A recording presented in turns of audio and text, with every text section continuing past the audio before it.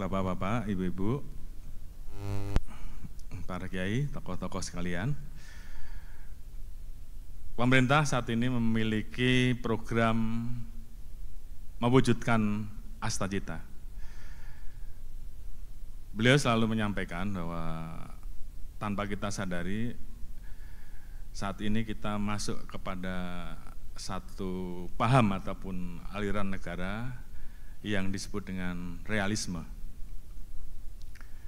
Jadi kalau sebelumnya ada paham negara demokrasi dan biasanya itu berjalan kurang lebih 70 tahun, nanti mungkin kalau Pak Presiden ada akan jelaskan ini. Saya hanya mengikuti apa yang beliau sampaikan. Kita masuk pada paham realisme, di mana kita harus survive. Survive di bidang apa? Ya karena memang situasi global yang terjadi saat ini memang sedang tidak baik-baik saja. Sehingga mau tidak mau kita harus mandiri, baik dalam bidang pangan, dalam bidang ekonomi, dalam bidang energi, dan juga hal-hal lain yang tertuang di dalam program Astagita, 17 program prioritas dan 8 program terbaik cepat. Tentunya NU memiliki sumber daya yang sangat luar biasa karena NU memiliki susunan dan pengurus organisasi dari mulai tingkat pusat sampai dengan tingkat kecamatan, MWCNU, termasuk juga lembaga-lembaga dan badan otonom yang dimiliki oleh NU, dan ini tentunya akan sangat baik kalau kemudian bisa dikolaborasikan dengan seluruh elemen bangsa, lembaga-lembaga yang ada di kementerian, termasuk dengan Polri juga, karena kebetulan kita juga memiliki susunan dari mulai pusat sampai tingkat desa, sehingga program-program yang kaitannya dengan meningkatkan kualitas SDM, mendukung akselerasi pertumbuhan ekonomi,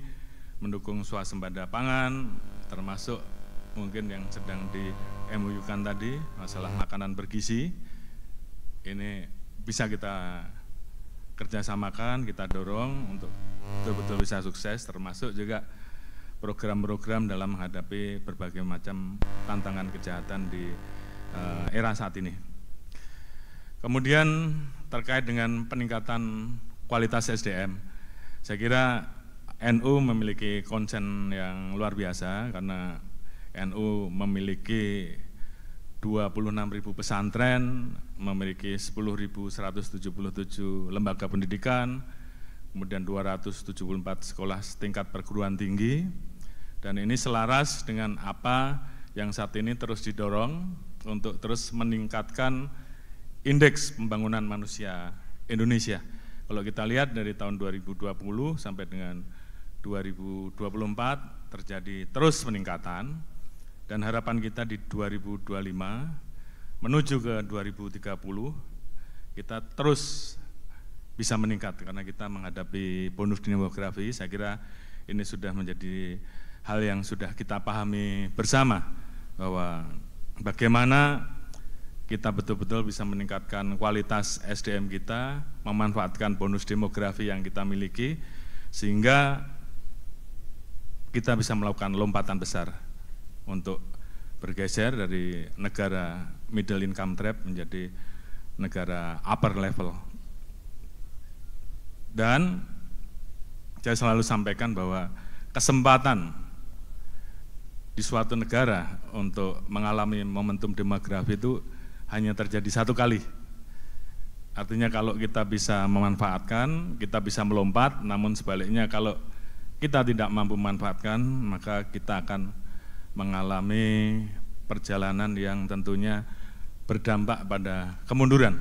Apalagi kalau kemudian usia-usia produktif itu kemudian tidak memiliki lapangan pekerja, tidak memiliki kemampuan atau skill yang harus dipersiapkan, yang terjadi adalah pengangguran, sementara lapangan pekerjaan mungkin terbatas, dan tentunya ini akan berdampak yang sangat luar biasa bagi bangsa kita.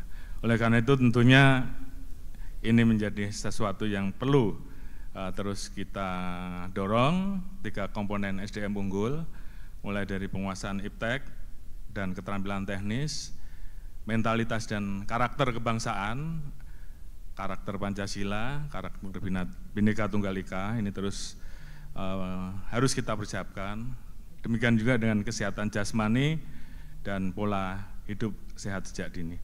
Dan kami, Polri juga memiliki lembaga pendidikan yang hampir sama, mulai dari PAUD sampai dengan SMA kita punya, kemudian program-program yang terkait dengan kesejahteraan sosial kita juga punya, termasuk juga keberpihakan kita pada kelompok rentan. Kita juga lakukan itu, termasuk beberapa waktu yang lalu kami merekrut 18 personel penyandang disabilitas untuk menjadi anggota Polri. Dan tentunya rekrutmen jalur santri ini juga menjadi